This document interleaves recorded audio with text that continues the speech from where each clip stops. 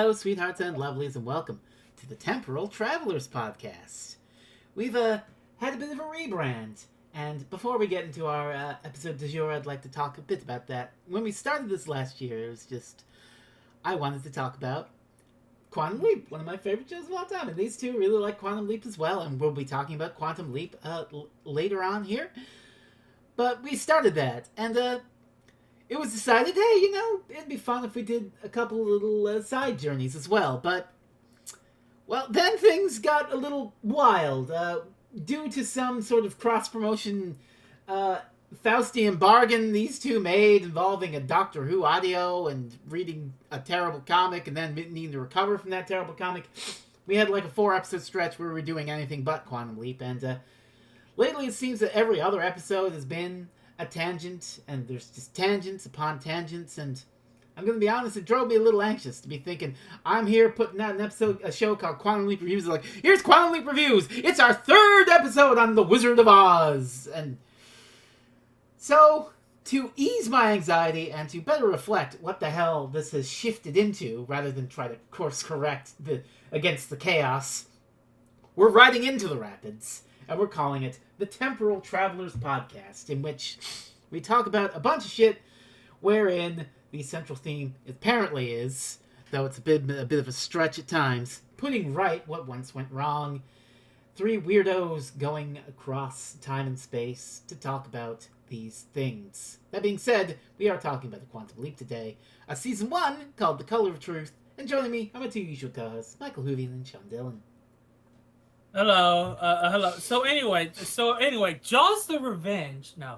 What? Oh, no, that's not even on theme. How is that on theme?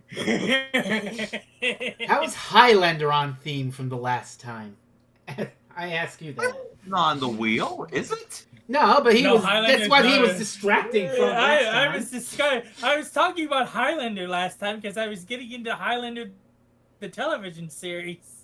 So the thing about Booster Gold is that the vast majority of comics featuring Booster Gold end up going for the rather crap characterization of a normal, down as luck guy who is kind of like Peter Parker if we sanded all the rough edges out of him, instead of the far more interesting idea of him being Charlie Day from It's Always Sunny in Philadelphia. Oh my god.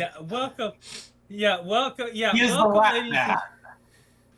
Welcome, ladies and gentlemen, to the Temporal Travelers podcast, in which us 3 Nimrods try to find out how to put right what once went wrong. And we decided to just go into the chaos at this point. But the chaos is... So, getting us on topic, we have an episode that's basically a riff on Driving Miss Daisy roughly a year before the movie came out. However, the stage play came out in 1987.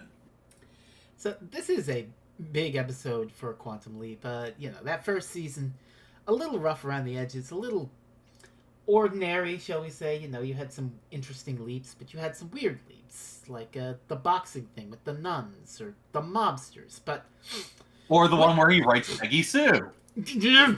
Which they reference in this. God help me. Can I just say that I really love the season 1 opening song? Season 1 opening is fantastic. It is. I love it. I like Sam being the one who narrates.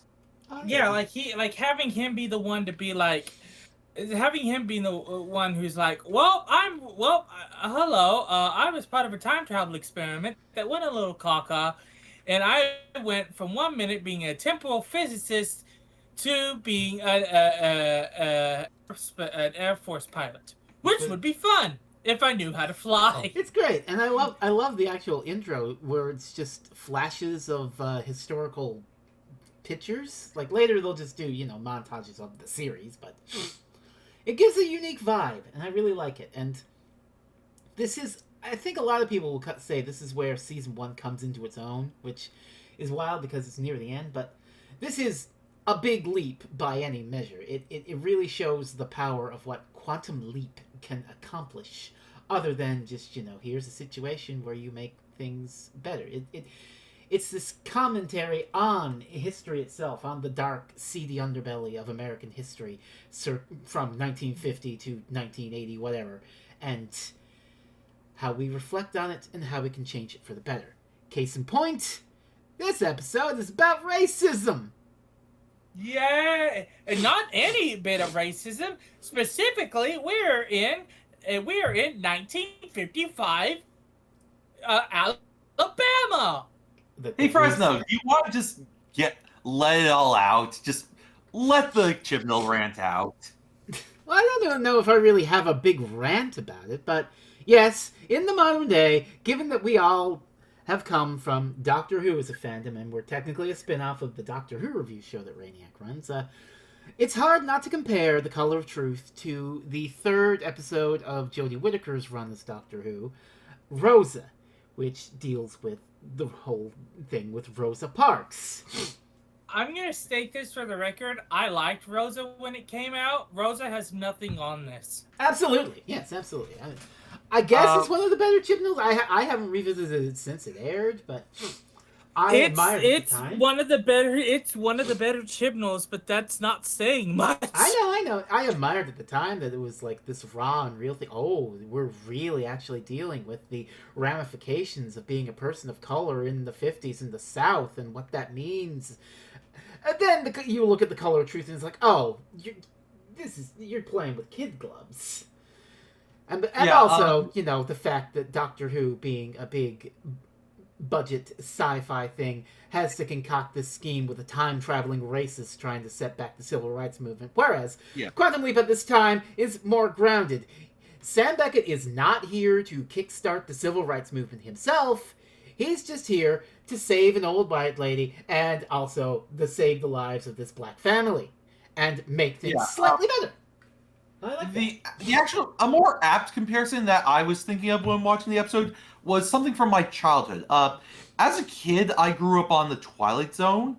More specifically, I grew up on the 2002 Twilight Zone that was showrun by Ira Stephen Bear.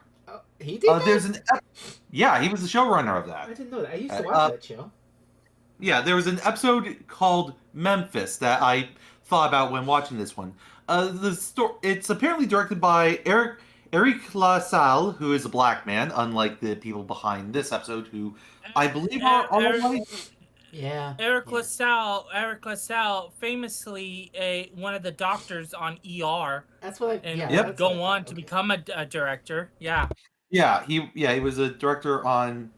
But anyway, he directed an episode called Memphis about a guy finds out he has 6 months left to live because he has a brain tumor. And due to temporal shenanigans, he ends up in Memphis, Tennessee, right around the time Martin Luther King was being assassinated. Oh. Over the course of the episode, however, he goes to have a relationship with a small boy, sort of a friendship with a small boy and his family. That ends with him running to save Martin Luther King, just as he sees the small boy about to be run over by a car, and he ultimately decides to save the young boy's life. Oh. Mere seconds before Martin Luther King dies. He returns back to the present to find a neurosurgeon is able to save his life. That neurosurgeon was the small boy in question. Oh. That sounds like a pretty good Twilight Zone episode. Yeah. Uh-huh. Yeah, there were generally good episodes of that show. Some of them were a bit. We are very much going to be, very much trying to emphasize the urban in the problematic sense of UPN of the early 2000s, and some were flat out remakes or sequels to old Twilight Zone episodes. They did a legacy sequel to that Cornfield Kid. Yeah, literally, the episode right after that is a remake of The Monsters Are on Maple Street. Oh, yeah, which, honestly, given it was 2002, yeah, definitely, the concerns were just as valid. Replace Cold War with War on Terror, and you're done. The twist of that one was actually instead of it being aliens, it was the U.S. government was doing this. Wow, that's amazing. Yeah. Well, they also remake a Eye of the Beholder, which is one. I'm glad. See, growing up in a household where your parents were born in 1958 and 1970, and they grew up with some of these shows. They grew up with some of the originals. They hate some of the remakes and stuff, like the 2002 remake. They would bash unabashedly. I remember it fondly from the time. I haven't revisited it in 25 years, but it sounds pleasant enough. But I get where you're coming from with that. It's given the choice between macrocosm and microcosm, you choose to save the microcosm. I understand that. That's very Quantum Leap with Twilight Zone twist. But Color of Truth, I came up with a pejorative in the chat. If this were a season 5 episode, he would deal with the civil rights movement. Like a yeah. If this were made the episode worse. Yeah. If this were a season 5 episode, the ending of this episode would be Sam bringing his entire family into the diner and just going, "We're sitting at the diner and we're not leaving." I also want to mention season 5 had Leap Between the States which ends with Sam saving, like, I haven't watched it since it aired. He saves like a slave from and lets him free, and the name of the guy is King. Yeah, he names himself King. Yeah. So they kind of did it, didn't they? Yeah. Also, found out another piece of information. First off, Eric LaSalle plays the main guy in the Twilight Zone episode, and second, Eric LaSalle also pops up in Quantum Leap. Oh, wait. Oh yeah, he does. He plays Bobby Lee in A Song for the Soul. I knew his name was familiar. Oh no.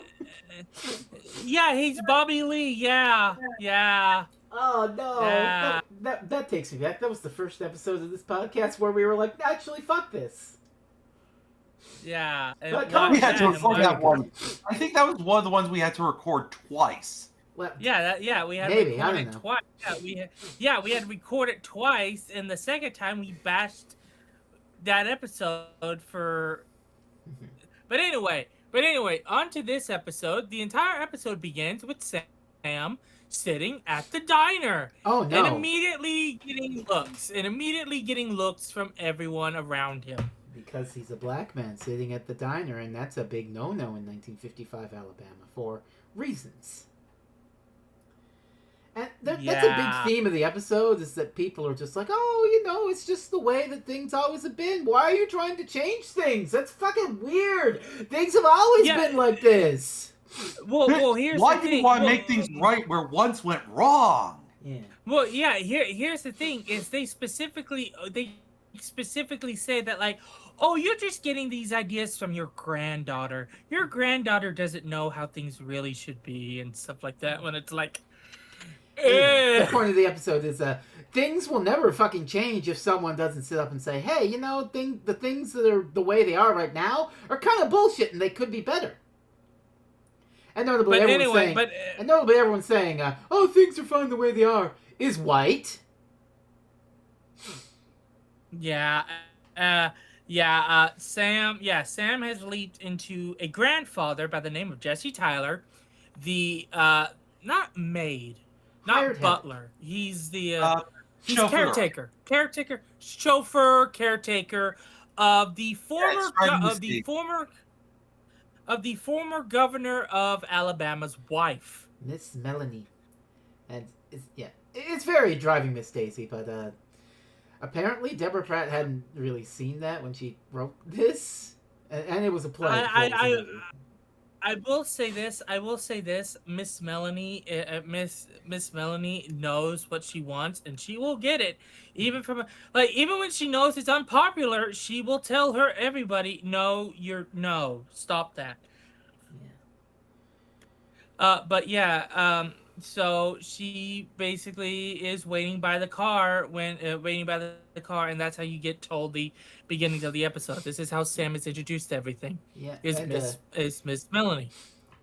And the terrible fate that has to be averted is the next day she's gonna get killed on the railroad tracks in her fancy car. So we better prevent that. Which, honestly, if you want to quibble, you could question Because the only reason she ends up there is because of all the things that happens with Jesse Tyler's granddaughter. But the only reason that happens is because Sam Beckett, not knowing he was a black man in the South, sat down at the diner and pissed off a bunch of racists. So it makes you go, well, how did the original history play out? But I can forgive that because this is a great episode. Yeah. Equally, the answer is probably they just came up with an excuse. Yeah, The sad thing is, a lot of the time, it's just they needed an excuse. That's fair. Yeah, so they came up with an excuse. Jesse followed his granddaughter's advice and stood up for himself. And when he stood up for himself and went to jail, Miss Melanie gets hit by the train. I guess it works like that. You know, they don't really say it. This isn't the time of, oh, in the original history, this, and this. But yeah, I don't think there's even a this is what happens after this episode. No, really. Which actually, because that lets what happened sit so much harder. Yeah. That's what let it sit so much harder, and what is the choice. The only thing is that Al mentions Jesse Tyler is alive in the present, and he's like over 100 years old.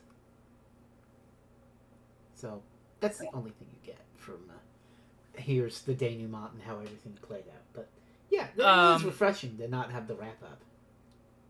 Yeah, but yeah, so after they get him home, so after Jesse gets Miss Melanie home and Sam's walking in, we meet the son, who is just as racist as the people at the diner. Hey, why are you going sitting down at the white diner? Don't you know I was hungry. Yeah. You don't get that hungry. Yeah. And also a thing that should be mentioned about how raw and real this episode is, and it can either be a weakness or a strength depending on how you want to look at it, is that they say the word. Now, yeah, which we're not going to say the word because we don't have the context to justify it, and also because we don't want to say the word. Yeah. But just know in this episode. Just know in this episode that they do say the word, and they say this word often. Like, the people who are being racist will just fly.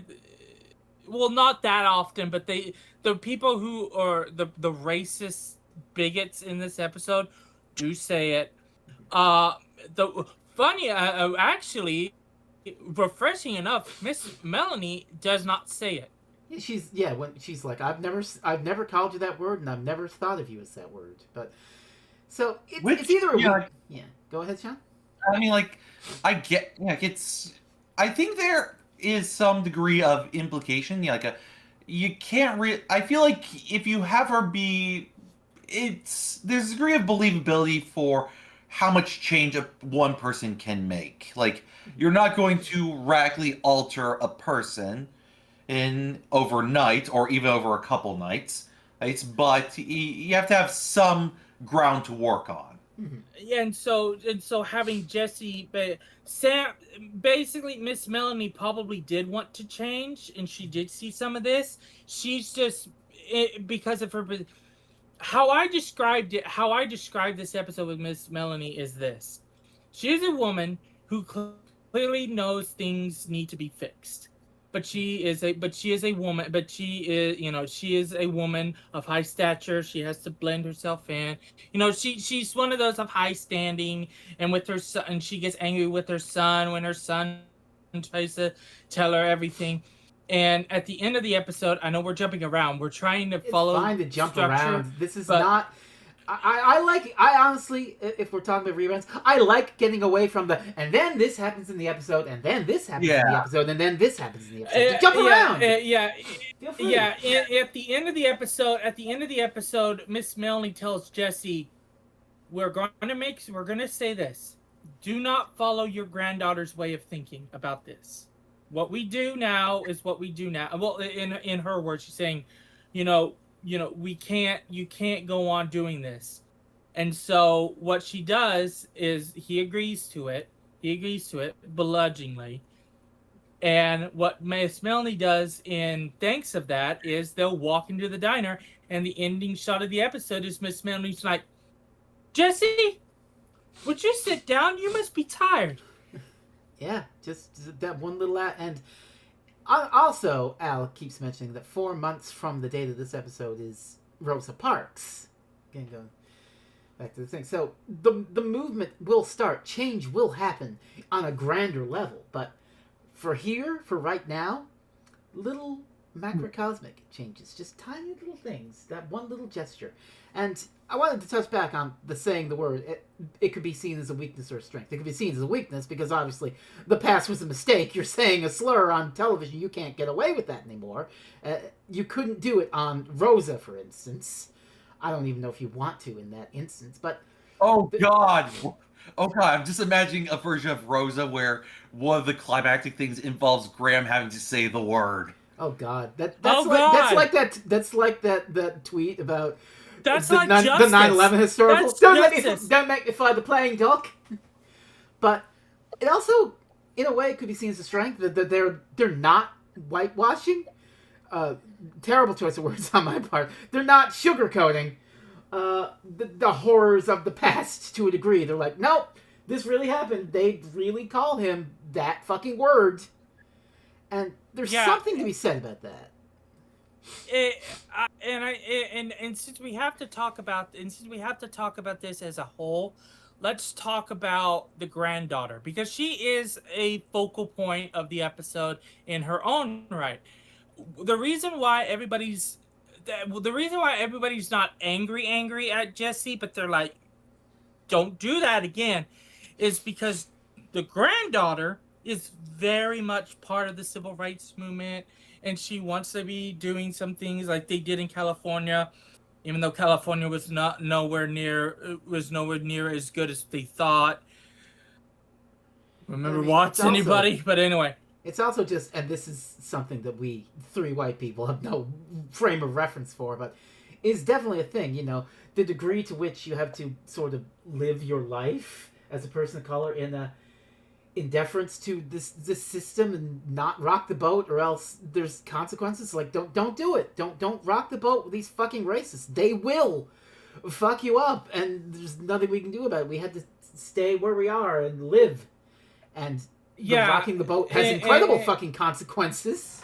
But Jesse, and that's why they're and that's why I kind of want to stick with that, is that to them, a lot of these people see like Jesse as like, oh, you're just getting your ideas from your granddaughter. Your granddaughter saw these wonderful things, you know, they're seeing these things, and you know, it's more like throwing it away as that, but they're really I'm trying not to mention the first action of what we see because it is a striking image of the episode. You mean the first thing the racists do? No, don't sugarcoat it. Fucking say it. The racists leave a burning fucking cross on the Tyler's front lawn. Yeah. There are... Oh boy, this episode goes hard. Yeah, I mean, this isn't even Quantum Leap's final form with that. We still have Justice on the wheel. Oh boy, that's gonna be a fun episode. Yeah. The Tylers are basically sitting. Yeah, the Tylers are just making dinner, making for like a potluck. He's making chitlins. And what does Sam say about the chitlins, Mike? Oh my god! Yeah, he basically is making chitlins, trying to make this food, and Al's like, you know, I have a recipe. It's like, oh, I wish you could taste. Oh, I wish I could taste it as a hologram. Oh man! And Sam literally looks to Al and he's like, I feel like the Wicked Witch of the West. I had to look in Matt Dale's book. You only get 2 more Oz references, I think. And ironically, they're episodes that you've been pushing for on the show. Thou Shalt Not and Single Drop of Rain. Is there anything you're trying to sneak past us, Michael?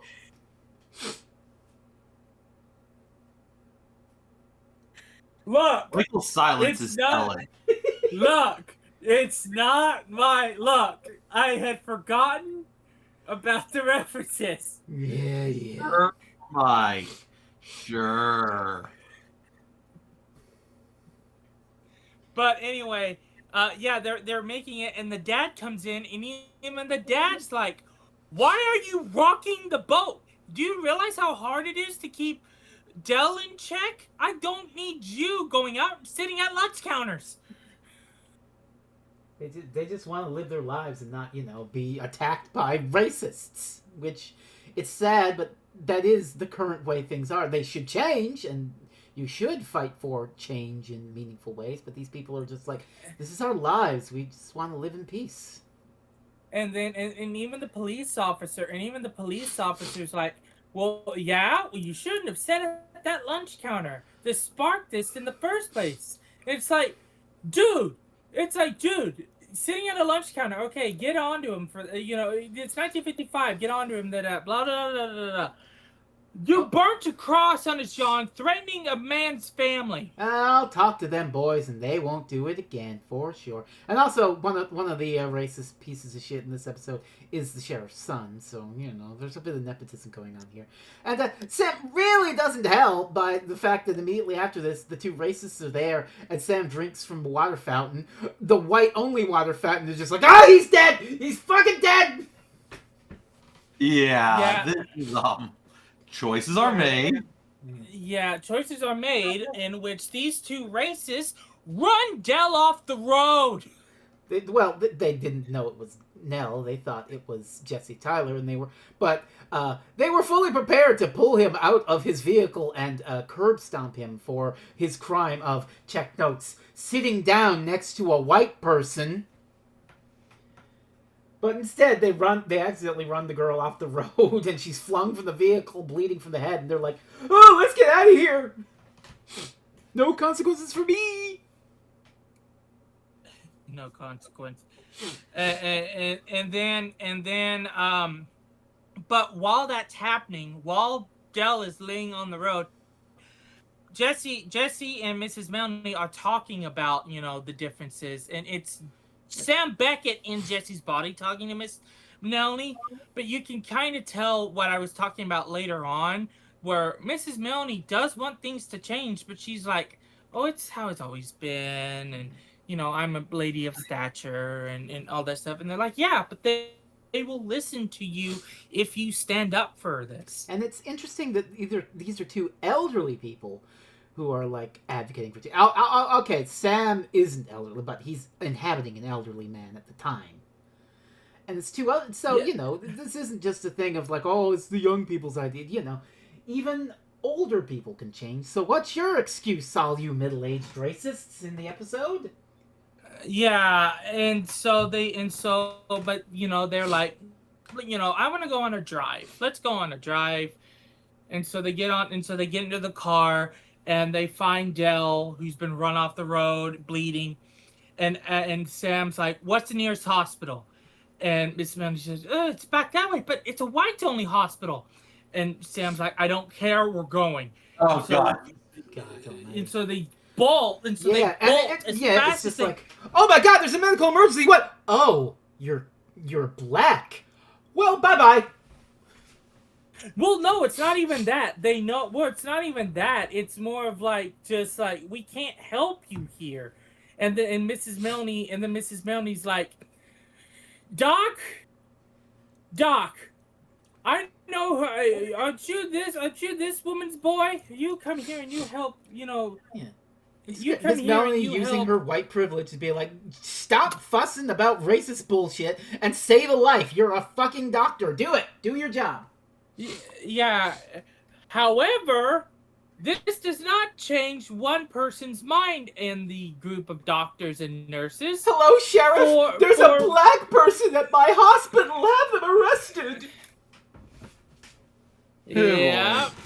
Yeah, basically, because he was brought to a white person's hospital, the sheriff asked Jesse, "What are you doing here?" And they're like, "Dell was run off the road. What was I supposed to do?" Which the sheriff actually I think the sheriff actually kind of is like, "You know what, fair point, but I still have to follow the law, and the segregation law says that you have to be under arrest." Yeah, and so he basically just, while he's a little bit fighty at the moment, he says, "The reason I'm fighting is, can you keep Mrs. Melanie here? Do whatever you can, but wait until after the train comes. Whatever you do. Immediately after this, they let Miss Melanie leave. Yeah, because she's basically pissed. Which she has is every right pissed. to be. But and this leads to Al being like, "No, stop! He's a hologram, can't stop things," and so. Also, just because I think we skipped over this, I really like the bit where Al talks about his history with the civil rights movement. Oh yeah, this is good. This is good stuff. Yeah, like that feels more or in line with the actual permit of saying things right where once went wrong, rather than having it be Sam starts the civil rights movement and is the reason why, say, Rosa Parks was kicked off the bus. Which, I've only, oh my, is there another sci-fi show that does a similar story that makes a sci-fi cosmic bullshit? But for that matter, it also highlights that Rosa Parks was not the singular person. I think, I'm blanking on the person's name, but it highlights someone who was part of the movement that wasn't Rosa Parks.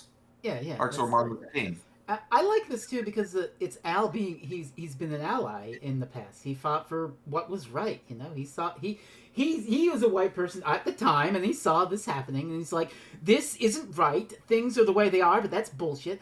I'm going to do what I can to help spark change," which is good.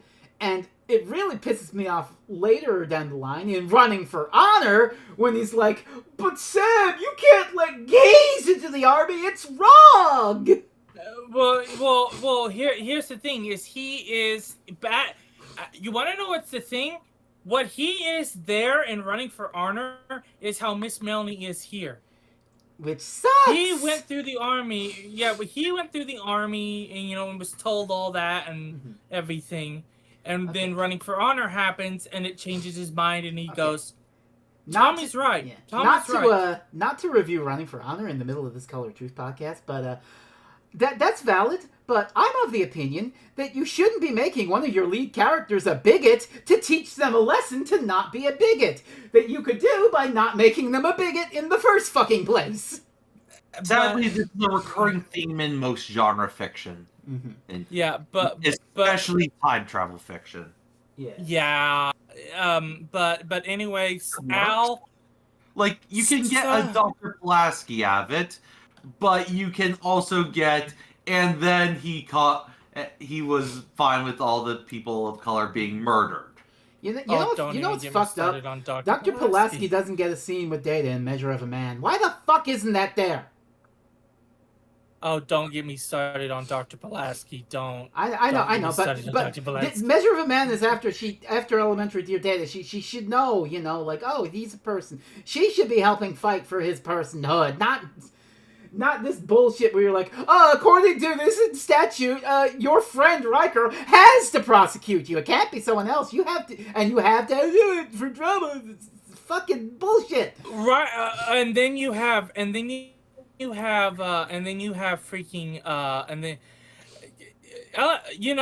Measure of a Man, having freaking Picard be the one to stand up for Data is probably one of the best. That freaking speech he gives, where he's gonna be pointing down the guy. He's not even pointing. We're doing this again. He's pointing down Data, and this is exactly what's happening here. He's pointing down the bigot, and is basically going, "What is he? If he meets two of your criteria for sentience, and he almost meets the third, what is he? Mm-hmm. What is that man sitting right there?" And then Star Trek Picard happened and was like, the Federation learned nothing from this. Here's an entire army of disposable people. Yay! Yeah, if there's one thing that, having watched a bit of Star Trek Picard, I've come to the conclusion that at the subtitle for Star Trek Picard is, "We learned absolutely nothing." Oh God. No, Star Trek Picard. Then I'm sorry. I know you stand Picard. I'm sorry. I haven't really seen it, but that irked me. But no, I only stand season 3 of Picard. that's the season Lena fucking hates. Yeah, I know. I stand season 3 of Picard, but only because season 3 of Picard is the voyage home for the. Mike, season 3 of Picard is, remember 1991 when the Star Trek was good? Oh, I have an idea for episode 100 of the Quantum Leap podcast. Lena versus Mike. Is Star Trek Picard good? No. I'll think about it. Going back on topic here. I like this.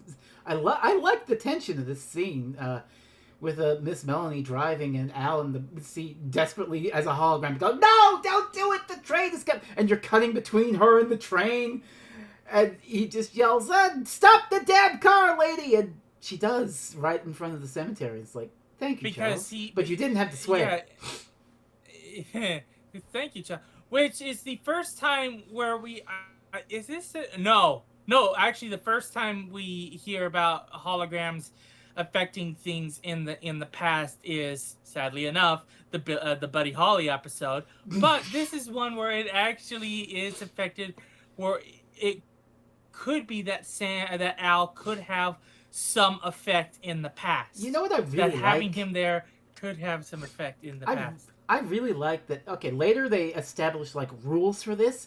Only children, dogs, and people with mental illnesses can perceive Al as a hologram, and they make it like they set these rules and shit. But here it's like it just sort of happens, and it's like it's a miracle. You know, it happened. It's great. You don't need to explain it. Yeah, and it really is, and it really does give this feeling of. Yeah, her husband would be the one telling Melanie to stop. Like, yeah, it would be her husband going, "Stop the car." Mm-hmm. It's good. It's good. And so it really, you know, it really does feel like Al is a ghost, and it really does add a lot of tension to that. God, speaking of ghosts, we're gonna have fun if we get to Portrait for Troyan. That's but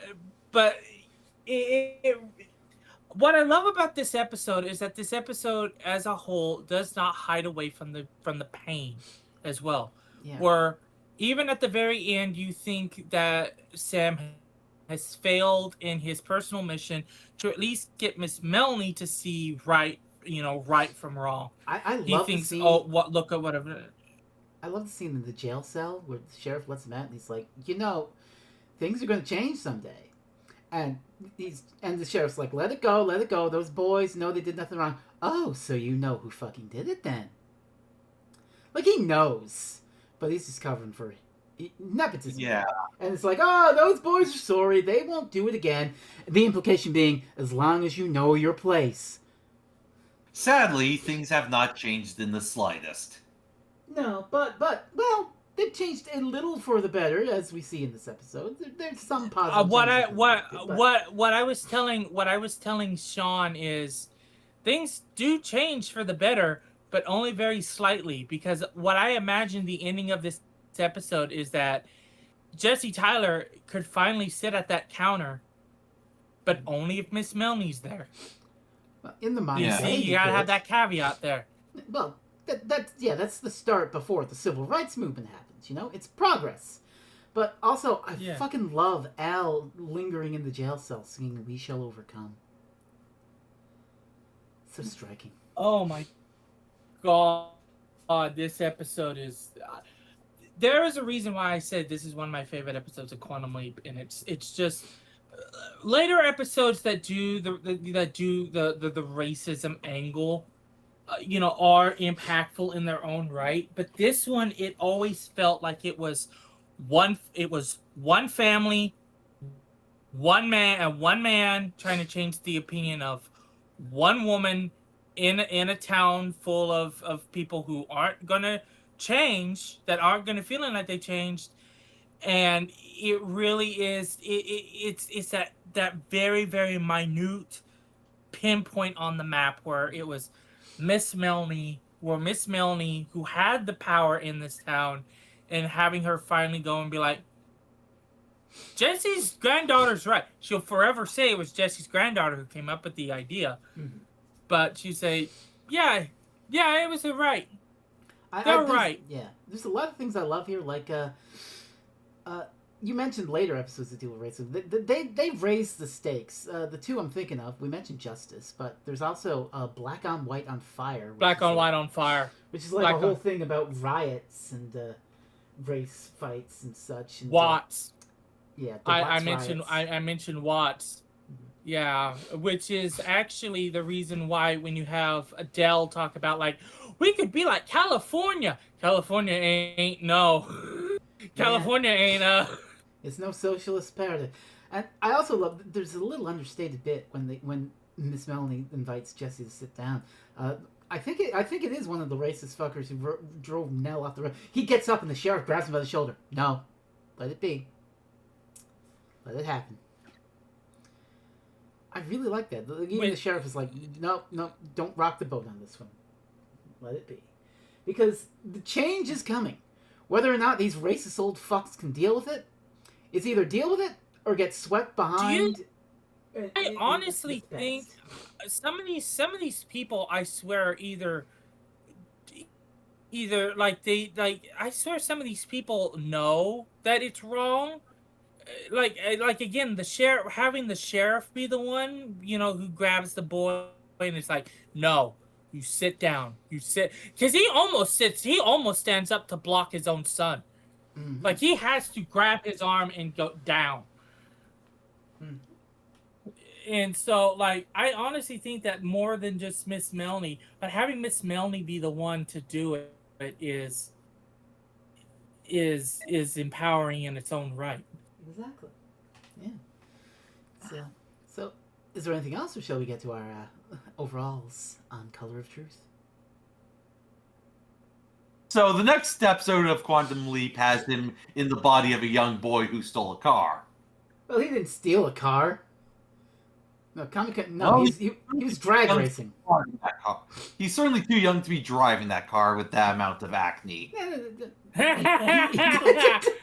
Kamikaze Kid is its own special little thing. Yeah, Kamikaze Kid is everything like Michael Jackson's in the episode. That's Good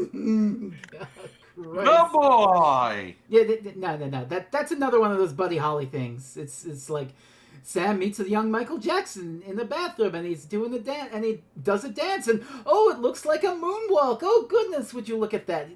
I fucking hate those jokes. I really do. But some of them work. Some of them work really well, and others are like, what? Why? Christ almighty. So, Color of Truth. This is a high watermark for season 1 of Quantum Leap, and it really proves what the show can do. And it takes this situation, this horrible situation, being a black person in the 50s in the South. It doesn't exactly shy away from the terror of it. I mean, you have the striking things like the word or that fucking burning cross. And it really feels like a show that's, because it was a different time, and when this aired, you could show those things on TV, and it's like, this is a accurate-ish representation of what it was like. But honestly, if they did show it today, I think we get a lot more people being mad about how Quantum Leap is woke now. I mean, they were already. Sean, the new Quantum Leap did a trans rights episode. They're already calling it woke, and you know it. Yeah, they were already calling it woke from the trans episode, and the trans episode is the best episode of the revival. I'll die on that hill. But Color of Truth is marvelous. It is not a big macrocosmic leap about kickstarting the civil rights movement.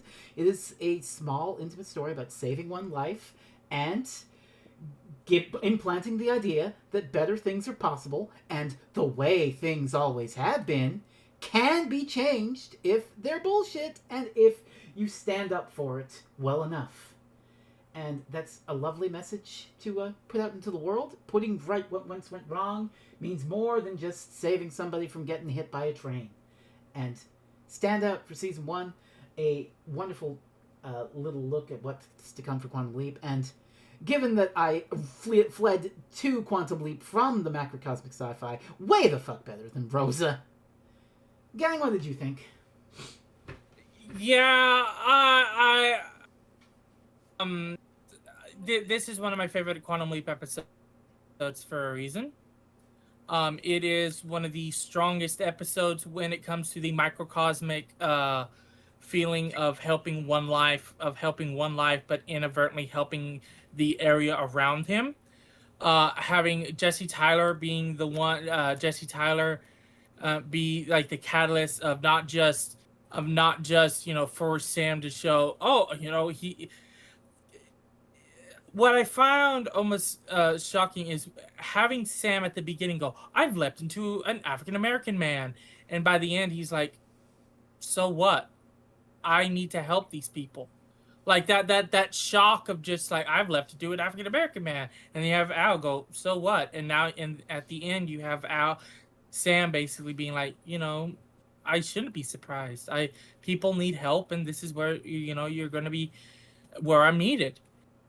That, of course, won't stop them from having later episodes where they make jokes about how Sam is now in the body of a woman. Yeah, leaped into the body of a woman. But I may be one of few people who still like Rosa, but Rosa has nothing on this. Rosa almost barely touches some modicum of feeling near the having the end being, Graham O'Brien has to be the one to keep standing to make Rosa's macrocosmic and all that craziness. But this is like, no, this is one family with Miss Melanie. You have to say Miss Melanie, but in along the way you can show them that there is a better life possible for these people. Oh, this is a 9.5 out of 10 episode. But it's okay, Mike. They named an asteroid after Rosa Parks. Yeah, this was 9.5 out of 10. Yeah, you pretty much hit all the points I would have said about this episode, and yeah, it's pretty solid. Good shit. So, next time, I believe our dear friend Sean is taking the wheel of our temporal time show. Do your thing.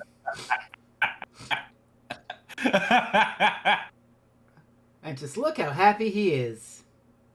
I'm not spinning the wheel this week. See, oh yeah, he's picking. What? Oh yeah, he's picking. Yeah, so in 2 weeks, we're going to be hitting my birthday weekend. Yay. And last year, when we hit my birthday weekend, we were off because someone had to talk about another time travel show. What episode was May, anyways? End of May. Let me double check what you were talking about instead. Probably Wish World or Interstellar Song Contest. 2015 May. That would have been no, Reality War. Oh boy. Oh boy. So I'm making a pick. I'm gonna use one. We are allowed, because someone wanted to talk about how the Mary Poppins movie for Christmas. We each now are required to have one free pick that's not on the wheel. It will not affect the wheel. Okay. I am using mine. Cashing in your freebie. Oh boy. Oh god. Cashing my freebie for my birthday. Alright. So I'm going to pick one of the great works of literature. It's a story about a man who is unstuck in time. And it's a quick read. We should be able to finish it within 2 weeks. It's called Watchmen. Wait, oh god! Oh boy. God! Oh god, I have that on my freaking shelf. I have it on I guarantee you. Too. Yep. Okay, good. I don't have to. Okay, good. I don't have to provide you a copy of it because RCO is down. I mean, DC provides copies of it for free to maintain their perpetuity "fuck you, Alan Moore" thing. Yep. Lovely. Oh boy. Next time on Quantum Leap Reviews, Watchmen. I've also posted the.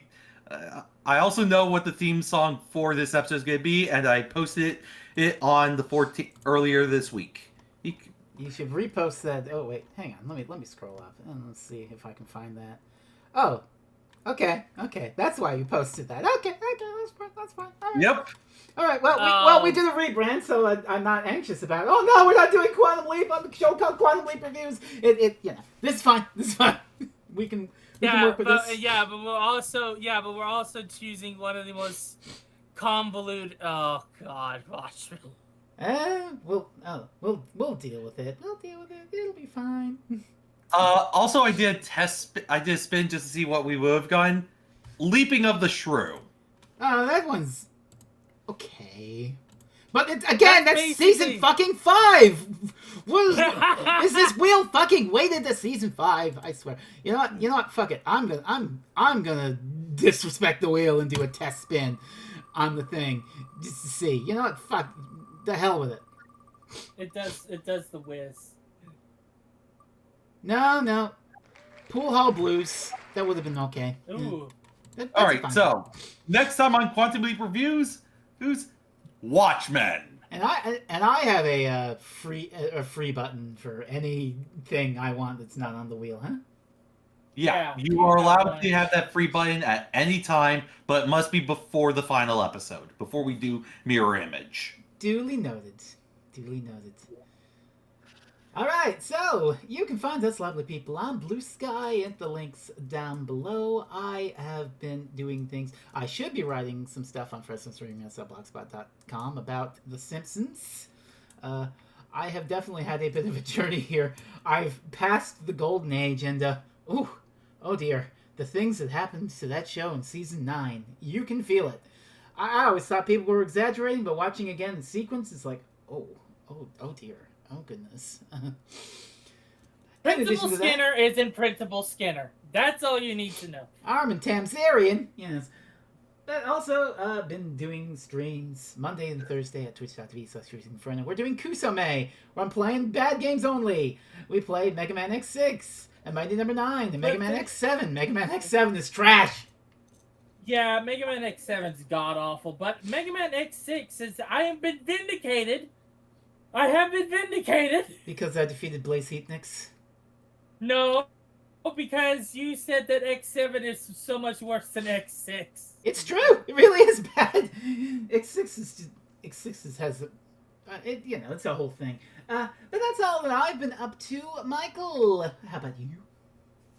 Hello. I haven't done much sadly, but you can still find what I have done on my blog, Michael Hoovian Thoughts, at blogspot.com, and on Letterboxd at Michael Hoovian. I'm trying to get back into the flow. I've had a little bit of writer's block. It's been crazy. It's been crazy to say the least. Because for some reason my brain has decided, no, stop working now in the middle of May.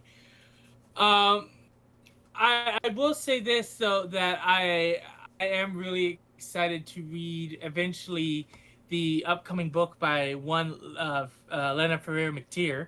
So I'm really excited to read that. Hey, maybe we should invite her on to do an episode that's for, that hits, Picard Season 3. Oh, God. Set things right where once went wrong. It's Picard Season 3. Oh, Jesus. Look! Season 3 is basically the voyage home for the new generation cast. That's when they were like, you know what? Just get everyone back on board for one more go. Look, everybody, we brought back the Enterprise D and the Moriarty hologram. And the Moriarty hologram. And the Borg are back. And the Changelings are back.